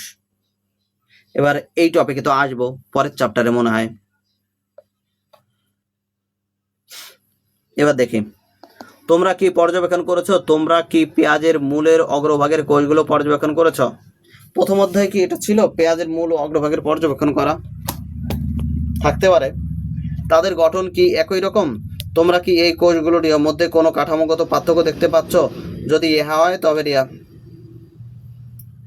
এমন কেন? এবার যেহেতু অগ্রভাগে দুই ধরনের কোষ দেখা যেতে পারে। এক নম্বর তোমার সবে বিভাজিত হচ্ছে, ওকে, আরেকটা বিভাজিত হচ্ছে না। এবং বিভাজনের সময় তোমার কি হচ্ছে? এদের প্রোফেজ, মেটাফেজ, অ্যানাফেজ, টেলোফেজ, এই যে ফেজগুলো হয়, তার মধ্যে নিউক্লিয়াসের যে এদিক থেকে ওদিক নিউক্লিয়াসের ক্রোমোজোম এদিক থেকে ওদিক যাচ্ছে, হ্যাঁ, সেগুলো দেখার কথা বলতে পারে এখানে। এবার দেখি, এর কারণ হলো পেঁয়াজের মূল বর্ধনশীল অগ্রভাগের কোষগুলো ক্রমাগত বিভাজিত হতে থাকে। এই প্রক্রিয়াটিকে কোষ বিভাজন বলা হয়। কোষ বিভাজনে বিভিন্ন পর্যায়ে দেখানো হয়েছে। G1 phase, G2 phase, M phase, G2 phase, S phase, হ্যাঁ, কোষীয় চক্র, ইন্টারফেজ, বিভাজনের দশা কি কি আছে দেখি। অতএব এই কোষগুলো কোষ বিভাজনের বিভিন্ন পর্যায়ের সাথে সামঞ্জস্যপূর্ণ বিভিন্ন গঠন প্রদর্শন করে। কোষ বিভাজনের সময়ে কোনো পর্যায়টি প্রথমে আসে তা কি তোমরা শনাক্ত করতে পারবে? প্রতিদিন আমাদের শরীরে আনুমানিক শত শত বিলিয়ন কোষ প্রতিস্থাপিত হয়, যা আমাদের শরীরে মোট কোষের সংখ্যার প্রায় 1%। প্রোক্যারিওটিক এবং ইউক্যারিওটিক উভয় কোষই বিভাজিত হয়, তবে ইউক্যারিওটিক কোষগুলো কোষ চক্র নামক একটি প্রক্রিয়ার মাধ্যমে আরও নিয়ন্ত্রিত এবং সুশৃঙ্খলিতভাবে বিভাজিত হয়। তোমরা উচ্চ শ্রেণীতে কোষ বিভাজন পর্যায়গুলো সম্পর্কে জানবে, মানে তোমার এদের ক্লাস 10-এর কথা বলে দিচ্ছে, এরপরে পড়তে বলছে। এবার দেখো কোষ বিভাজন কি জিনিস। কোষ বিভাজন হলো এমন একটি পর্যায় যার মাধ্যমে পূর্ববর্তী কোষ থেকে নতুন কোষ কি হয়? গঠন হয়। এটা তোমার মাতৃকোষ থেকে মিয়োসিসের মাধ্যমে সমান বিভাজিত হয়, মাইটোসিসের মাধ্যমে সমান দুটো কোষে বিভাজিত হয়। আর মিয়োসিসের মাধ্যমে কি হয়? 4টি ভাগে বিভাজিত হয়, এবং এটাকে বলা হয় কি? অধঃবিভাজন। এই জীবন্ত প্রাণীদের বৃদ্ধি পেতে ক্ষতিগ্রস্ত কলা মেরামত করতে এবং প্রজনন করতে সাহায্য করে। এটা কি করে? মেরামত করে, বৃদ্ধি ঘটায়। আর এটা কি করে? তোমার কি করে? এটা তো জনন কোষের জন্য। কিছু কোষ যেমন ত্বকের কোষ নিয়মিতভাবে হারিয়ে যাওয়া কোষগুলো প্রতিস্থাপন করতে ক্রমাগত বিভাজিত হয়। কোষ বিভাজনের প্রধানত দুই প্রকার হয়, একটা কি? মাইটোসিস, একটা কি? মিয়োসিস। মাইটোসিস স্বাভাবিকভাবে বৃদ্ধি, মেরামত, রক্ষণাবেক্ষণ এবং অযৌন প্রজননের জন্য গুরুত্বপূর্ণ। অন্যদিকে মিয়োসিস জেনেটিক বৈচিত্র্য সৃষ্টির জন্য যৌন প্রজননের ক্ষেত্রে গুরুত্বপূর্ণ। তাহলে মিয়োসিসের ক্ষেত্রে শুধুমাত্র একটা, ওকে, সেটা কি? যৌন প্রজননের জন্য।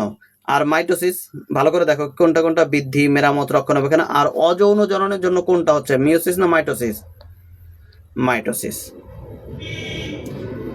প্রতিটি মানুষ একটি একক নিষিক্ত ডিম্বাণু হিসেবে জীবন শুরু করে। এই একটি কোষ বারবার বিভাজিত হয়ে শরীরের ট্রিলিয়ন ট্রিলিয়ন কোষ গঠন করে। কোষগুলো মাইটোসিসের মাধ্যমে সংখ্যা বৃদ্ধি পায়, যা কোষ বিভাজনের সবচেয়ে সাধারণ রূপ। মাইটোসিস একটি মাতৃকোষ থেকে জিনগতভাবে অভিন্ন দুটি অপত্য কোষ তৈরি করে। প্রতিটি নতুন কোষ মাতৃকোষের মতো একটি ডিএনএ এবং সমসংখ্যক ক্রোমোজোমের পায়। কি বলছে? প্রতিটি নতুন কোষ মাতৃকোষের মতো ডিএনএ এবং সমসংখ্যক কি হয়, ক্রোমোজোম পায়। এবার কি করে পায়, কিভাবে পায় না, সেগুলো দেখবো আমরা সামনে। ওকে, যেহেতু এখানে নেই সুতরাং এইগুলো ব্যাখ্যা করা এখন দরকার নেই, যখন আসবে তখন ব্যাখ্যা করলে আরো ভালো বুঝতে পারবে। এটি নিশ্চিত করে যে শরীরের কোষগুলো জিনগত তথ্য মূলত বজায় থাকে। এবার মাইটোসিস হলো এমন একটি প্রক্রিয়া যা জিনগতভাবে অভিন্ন দুটি অপত্য কোষ তৈরি করে। এখানে কত আছে, 2n। মাতৃকোষ ডিনের কি হচ্ছে, প্রতিলিপি হচ্ছে। এখানে 2n থেকে 4n হচ্ছে, 4n থেকে একটা 2n আর এখানে একটা 2n যাচ্ছে।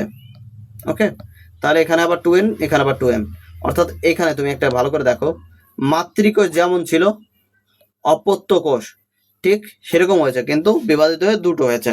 আর এর মাঝখানে কি হচ্ছে, প্রতিলিপি হয়ে কি হয়েছিল, ডাবল হয়ে গেছিল। তারপরে কি হয়েছে, এর অর্ধেক হয়েছে অর্থাৎ মাতৃকোষ কি হয়েছে, সমান হয়ে গেছে। মিওসিস হলো এক ধরনের কোষ বিভাজন যা গ্যামেট তৈরি করে এবং এটি শুধুমাত্র প্রজনন অঙ্গের কোষেই ঘটে। যৌন প্রজননের জন্য উৎপন্ন গ্যামেটগুলো জীবন্ত প্রাণীদের মধ্যে প্রকরণ এবং বৈচিত্র্য সৃষ্টি করে। প্রকরণ এবং বৈচিত্র্য সৃষ্টি করে কি, ধরো এই যে মায়ের থেকে একটা আর বাবার থেকে একটা, এই দুটো তোমার এসে জিন এসছে। এবার এদের মাঝখানে কি হয়, ক্রসিং ওভার হয়। তাহলে কি হচ্ছে, নতুন বৈশিষ্ট্য সৃষ্টি হচ্ছে। তাই সন্তানরা তাদের পিতামাতার মতো দেখতে হলেও তারা হুবহু একরকম হয় না, অর্থাৎ নতুন একটা বৈশিষ্ট্য পাচ্ছে। মানুষ ও প্রাণীদের ক্ষেত্রে শুক্রাণু তৈরি করার জন্য পুরুষের শুক্রাশয়ের কোষে এবং ডিম্বাণু তৈরি করার জন্য মহিলাদের ডিম্বাশয়ের কোষে শুধুমাত্র মিওসিস ঘটে। তাহলে মিওসিস কোথায় কোথায় ঘটছে, পুরুষের ক্ষেত্রে শুক্রাশয় এবং মহিলাদের ক্ষেত্রে ডিম্বাশয়, ডিম্বাণু তৈরির সময় ডিম্বাশয়। উদ্ভিদের ক্ষেত্রে পরাগরেণু, উদ্ভিদের ক্ষেত্রে কোথায়, পরাগরেণু, যা পরে পুং গ্যামেট তৈরি করে। পরাগরেণু কি করে, পুং গ্যামেট তৈরি করে। এবং পরাগধানীতে পুং স্তবক এবং ডিম্বাশয় স্ত্রী স্তবক কে মিওসিস ঘটে। তাহলে কি কি পেলাম, উদ্ভিদের ক্ষেত্রে পরাগরেণু, পরাগধানীতে পুং স্তবক এবং ডিম্বাশয় কি স্ত্রী স্তবকে কি ঘটে, মিওসিস ঘটে। মিওসিসে মাতৃকোষ পরপর দুবার বিভাজিত হয়ে 4টি অপত্য কোষ গঠন করে। কয়টা গঠন করে, 4টি অপত্য কোষ গঠন করে। এবার দেখো, প্রথম বিভাজনের সময় কোষগুলো 2টি অপত্য কোষে বিভাজিত হয় এবং প্রতিটি অপত্য কোষ ক্রোমোজোমের সংখ্যা কি হয়, অর্ধেক হয়ে যায়। এখানে কত ছিল, 2n ছিল। এটা কত হলো, n, এটা কি হলো n। আবার এটা কি হবে, এর অনুলিপি তৈরি হবে। n থেকে কত হবে, 2n, 2n আবার ভাগ হয়ে কত হবে, একটা n হবে, একটা n হবে। এখান থেকে আবার অনুলিপি তৈরি হবে, অর্থাৎ 2n, n থেকে আবার অনুলিপি তৈরি হয়ে কি হবে, সঙ্গে সঙ্গে 2n, এটা আবার ভাগ হয়ে কি হবে, n আর n এ ভাগ হয়ে যাবে। তাহলে কয়টা হচ্ছে এখানে, লাস্টে আমার 4টে। দ্বিতীয় বিভাজনটি মাইটোসিসের অনুরূপে, যেখানে প্রতিটি অপত্য কোষ 2টি বিভাজিত হয়। এর ফলে অর্ধেক সংখ্যক ক্রোমোজোম বিশিষ্ট 4টি অপত্য গঠন করে। অর্ধেক সংখ্যক ক্রোমোজোম বিশিষ্ট কয়টা অপত্য গঠন করে, 4টি অপত্য। তাহলে এই যে মিওসিস 1 পাইছি আর মিওসিস কি পাইছি, 2 পাইছি। এখানে কি হয়েছে, অপত্য গঠন করলো কয়টা, 4টা। এর ফলে মাতৃকোষের তুলনায় প্রতিটি গ্যামেটের ডিএনএ এর পরিমাণ অর্ধেক হয়ে যায়। নিষেকের সময় যখন দুজন ব্যক্তির গ্যামেট মিলিত হয় তখন আসল ক্রোমোজোমের সংখ্যা পুনরায় ফিরে আসে। এখানে দেখো মাতৃকোষে কত ছিল, n সংখ্যক, অর্থাৎ ডিম্বাণুতে। আর পুরুষের এই যে শুক্রাশয়, ডিম্বাণুতে n আর শুক্রাণুতে n, দুটো যোগ হয়ে কত হলো, 2n। আর আমাদের কি আছে, 2n সংখ্যক ডিএনএ। 11 এর অধ্যায়ে এই প্রক্রিয়া সম্পর্কে বিস্তারিত জানবে, অর্থাৎ ক্লাস 9 এর 11 নম্বর অধ্যায় আবার দেখতে হবে। বিজ্ঞানীরা বিশেষ পরিস্থিতিতে শরীরের বাইরে উদ্ভিদ এবং প্রাণীর কোষ বৃদ্ধি করার পদ্ধতি তৈরি করেছে। সেটা যদি দেখি, একে কোষ কালচার বা টিস্যু কালচার বলা হয়। কি বলা হয়? কোষ কালচার বা টিস্যু কালচার বলা হয়। এই প্রক্রিয়ায় কোনো জীব থেকে কোষ সংগ্রহ করে একটি পুষ্টি সমৃদ্ধ মাধ্যমে রাখা হয় এবং যা তাদের বৃদ্ধি পেতে এবং বংশ বৃদ্ধি করতে কি করে? সাহায্য করে। কালচারটিকে সুরক্ষিত রাখতে জীবাণুমুক্ত পরিবেশে সঠিক তাপমাত্রা, আলমিক এবং ক্ষারীয় অবস্থা এবং আর্দ্রতা বজায় রাখলে এরা কি হচ্ছে? নতুন প্রাণের উদ্ভব হচ্ছে। অর্থাৎ উদ্ভিদ কোষের ক্ষেত্রে এটা মূলত সম্ভব, প্রাণী কোষের ক্ষেত্রে এখনো সেটা পুরোপুরি দেখা হয়নি। বলে না ক্লোন তৈরি করবে। এবার ক্লোন যে কবে তৈরি হবে সেটা আপাতত বলতে পারছি না। কোষগুলো কিভাবে কাজ করে তা অধ্যয়নের জন্য এবং জীব রাসায়নিক খাদ্য এবং ওষুধ, ভ্যাকসিন এবং আরো অনেক কিছু উপাদানের জন্য কোষ কালচার অত্যন্ত গুরুত্বপূর্ণ। মাইটোসিস এবং মিয়োসিস প্রক্রিয়াগুলো অবশ্যই সঠিক এবং নিয়মিতভাবে ঘটতে হবে। যদি মাইটোসিস এবং মিয়োসিস সঠিকভাবে না ঘটে তাহলে কি হতে পারে? দেখো, যদি এই প্রক্রিয়াগুলো কোনো ত্রুটি দেখা যায় তবে তা জীবের শরীরে বিভিন্ন সমস্যার সৃষ্টি করতে পারে। এক হলো মাইটোসিসের ত্রুটি অনিয়মিত কোষ বিভাজনের দিকে পরিণত করে। এবার ধরো তোমার হাতে এই কোষ বিভাজন বারে বারে চলছে, যে কোনো একটা আঙুলে, তাহলে সেই আঙুলটা কি হবে? ফুলে 2 কেজি, 5 কেজি, 10 কেজি এরকম হয়ে যাবে। শুধু একটা আঙুল ভাবো, একটা আঙুলে ওরকম একটা অবস্থা আছে, 2 কেজি, 4 কেজি, 5 কেজি হয়ে যাবে। এর ফলে শরীরে টিউমার তৈরি হতে পারে, কোষগুলো অস্বাভাবিক সংখ্যা, ক্রোমোজোম দেখা দিতে পারে। টিউমার গঠন হলো এখানে। আর এখানে কি হচ্ছে? স্বাভাবিক কোষ বিভাজন। এখানে কি হচ্ছে? স্বাভাবিক কোষ বিভাজন হচ্ছে, আর এখানে কি হচ্ছে? অস্বাভাবিক কোষ বিভাজন হলে টিউমার দেখা দিতে পারছে। মিয়োসিসের ত্রুটির কারণে জিনগত ব্যাধি দেখা দিতে পারে, যা বিকাশজনিত সমস্যা বা নির্দিষ্ট শারীরিক বৈশিষ্ট্যের সঙ্গে যুক্ত থাকতে পারে। ত্রুটিপূর্ণ মিয়োসিসের কারণে গর্ভাবস্থায় প্রাথমিক পর্যায়ে গর্ভপাত বা প্রজনন ক্ষমতা হ্রাস পেতে পারে। একজন বিজ্ঞানীর সাথে পরিচয় করে দিচ্ছি। এবার অরুণ কুমার শর্মা ছিলেন একজন বিখ্যাত ভারতীয় বিজ্ঞানী, যিনি ক্রোমোজোম নিয়ে তার গবেষণার জন্য পরিচিত। একজন উদ্ভিদ বিজ্ঞানী হিসেবে তিনি উদ্ভিদ বিন্যাসবিধি, বিবর্তন এবং বিকাশের ক্ষেত্রে তার কাজের জন্য পরিচিত। তিনি উদ্ভিদের ক্রোমোজোমের অধ্যয়নের জন্য পরীক্ষাগারে অনেক দরকারি পদ্ধতি আবিষ্কার করেছিলেন। দেখি কি কি উদ্ভিদ বিজ্ঞানে তার অবদানের জন্য তিনি শান্তি স্বরূপ ভাটনগর পুরস্কার, কি হয়? শান্তি স্বরূপ ভাটনগর পুরস্কার এবং পদ্মভূষণ সহ অনেক সম্মানে ভূষিত হন। তাহলে এই পয়েন্ট আমাদের দরকার। শান্তি স্বরূপ কি? তিনি শান্তি স্বরূপ ভাটনগর পুরস্কার এবং পদ্মভূষণ সহ অনেক পুরস্কার সম্মানিত হন। অনেকগুলো ছোট ছোট মাইটোকন্ড্রিয়ার পরিবর্তে একটি ছোট কি বলছে একটি কোষে কেন একটি মাত্র বিশাল মাইটোকন্ড্রিয়ান থাকে না? এটি কিভাবে পৃষ্ঠতলের ক্ষেত্রফলের ধারণার সাথে সম্পর্কিত? এবার দেখো, যদি ত্বকের কোষগুলো মাইটোসিসের পরিবর্তে মিয়োসিস দ্বারা বিভাজিত হতে শুরু করে, তবে ত্বকের কোনো কাটা অংশ কি ঘটবে বলে তুমি মনে করো? এই যে প্রশ্ন করলো দুটো, সেটা একবার দেখি। জীবন্ত প্রাণী সম্পর্কে একটা গুরুত্বপূর্ণ পর্যবেক্ষণ হলো যে সমস্ত জীবী কোষ কি বলছে? সমস্ত কোষ জীব দ্বারা গঠিত। এখানে দুটো প্রশ্ন আছে, প্রশ্ন দুটোর উত্তর পরেই আছে। এবার দেখো, একটা হলো 1838 সালে ম্যাথিয়াস স্লাইডেন নামক একজন জার্মান উদ্ভিদ বিজ্ঞানী জানান যে সমস্ত উদ্ভিদ কোষ দ্বারা গঠিত। ঠিক তার পরের সালে আরেকজন জার্মান প্রাণীবিদ থিওডর সোয়ান আবিষ্কার করেন যে সমস্ত প্রাণীর কোষ দ্বারা সমস্ত প্রাণী কোষ দ্বারা গঠিত। তাহলে দুইজন কি বলছে? একজন উদ্ভিদ নিয়ে বললো, একজন প্রাণী নিয়ে বললো। তাহলে এর কপি একে বলা যায়।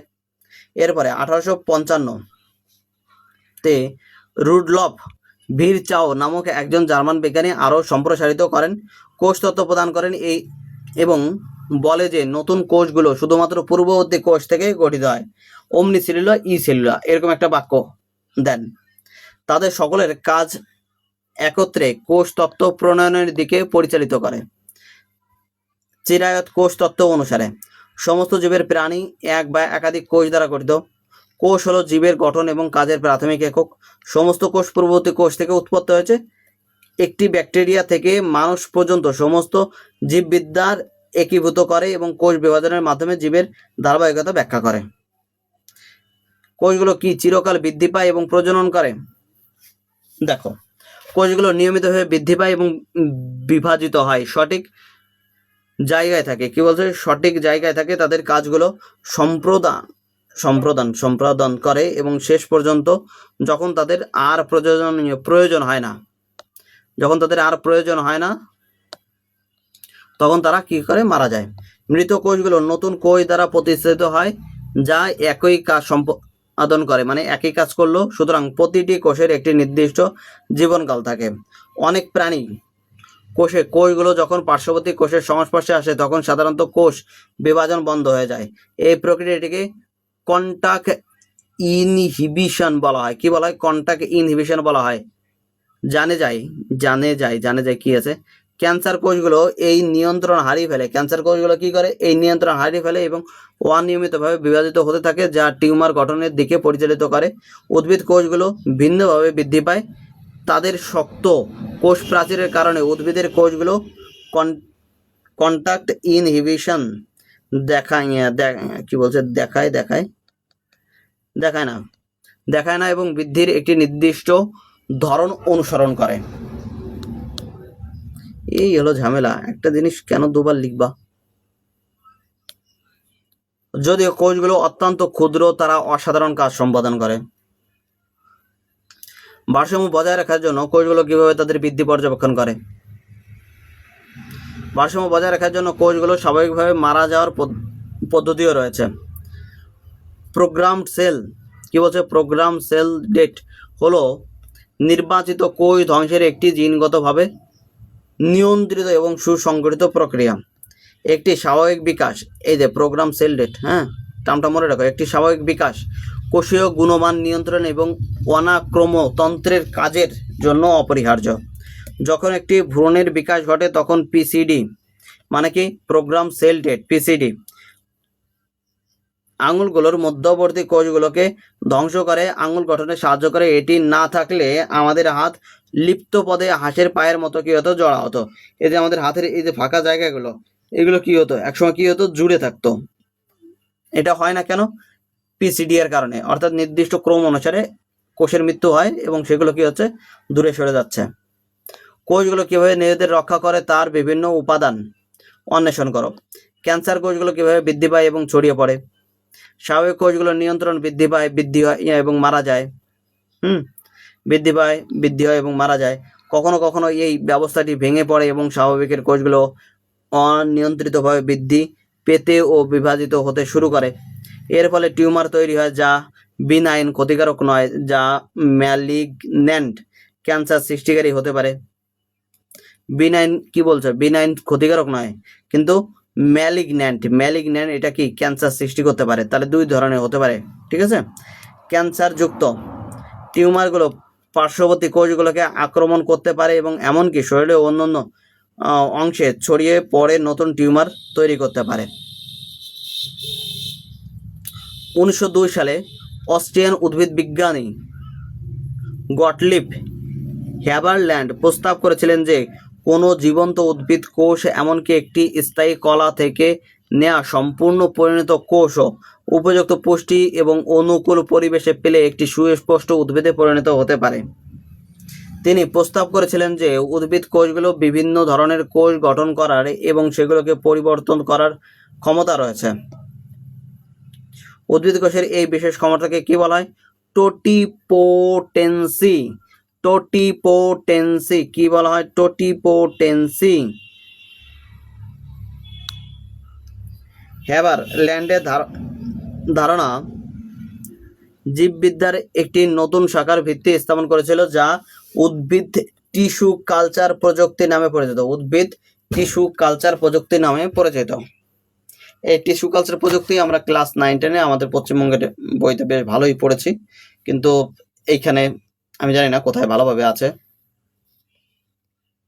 ওকে, চলো এবার দেখি এখানে কি আছে। কোষ হলো সমস্ত জীবন্ত প্রাণীর গঠনগত এবং কার্যগত মূল একক। এবার প্রোক্যারিওটিক কোষগুলো কোনো সুনির্দিষ্ট নিউক্লিয়াস থাকে না, পরিবর্তে তাদের জিনগত বস্তু নিউক্লিয়াসের নামক একটি অঞ্চলে উপস্থিত থাকে। তাদের পর্দা বেষ্টিত অঙ্গাণু থাকে না। কি বলছে, পর্দা বিশিষ্ট অঙ্গাণু থাকে না। এটা মনে হয় এক নজরে এটা রিভিশন করছে, অ্যাট দ্য গেলেন। এতক্ষণ যা পড়লাম সেটা একবারে দেখে নিই। ইউক্যারিওটিক কোষগুলো বৃহত্তম এবং জটিল, তাদের একটি সুনির্দিষ্ট নিউক্লিয়াস এবং বেশ কয়েকটি পর্দা বেষ্টিত অঙ্গাণু থাকে। সমস্ত কোষ একটি কোষ পর্দা দ্বারা বেষ্টিত থাকে। উপরন্তু উদ্ভিদ, ছত্রাক এবং ব্যাকটেরিয়া কোষ পর্দার বাইরে একটি কোষ প্রাচীর থাকে এবং এই কারণে এরা কি হয়, দৃঢ় হয়। ইউক্যারিওটিক কোষেরিয়া নিউক্লিয়াস ক্রোমোজোম থাকে যা ডিএনএ এবং সংশ্লিষ্ট প্রোটিনের দ্বারা গঠিত, যা জিনগত তথ্য বহন করে। সমস্ত কোষ সাইটোপ্লাজম পূর্ণ থাকে। সমস্ত কোষ কি থাকে, সাইটোপ্লাজম পূর্ণ থাকে। ইউক্যারিওটিক কোষগুলোতে সাইটোপ্লাজম বেশ কয়েকটি কোষ অঙ্গাণু থাকে যার প্রতিটি একটি নির্দিষ্ট কাজ সম্পন্ন করে। গুরুত্বপূর্ণ কোষ অঙ্গাণুগুলোর মধ্যে রয়েছে নিউক্লিয়াস, এন্ডোপ্লাজমিক রেটিকুলাম, ইআর, এটাকে কি বলে পরের চ্যাপ্টারে এটা দেখবো। এন্ডোপ্লাজমিক রেটিকুলামের কাজ, কোষ অঙ্গাণুর বিভিন্ন কাজগুলো দেখবো। মাইটোকন্ড্রিয়া, গোলগি বস্তু, রাইবোজোম এবং লাইসোজোম, এগুলো নিয়ে আমরা পরের অধ্যায়ে দেখবো যে কোনটার কি কাজ। উদ্ভিদী কোষে প্লাস্টিড নামক বিশেষ অঙ্গাণু থাকে, যেমন ক্লোরোপ্লাস্ট, লিউকোপ্লাস্ট এবং ক্রোমোপ্লাস্ট। ক্লোরোপ্লাস্টের কাজ কি, লিউকোপ্লাস্টের কাজ কি, ক্রোমোপ্লাস্টের কাজ কি, সেগুলো দেখবো। মাইটোসিস মাতৃকোষের সমতুল্য দুটি অপত্য কোষ তৈরি করে। মিয়োসিস হলো দুটি ধাপের বিভাজিত প্রক্রিয়া যা 4টি অপত্য কোষ তৈরি করে, যার প্রত্যেকটি অর্ধেক সংখ্যক ক্রোমোজোম থাকে। আর স্বাভাবিক কোষ বিভাজন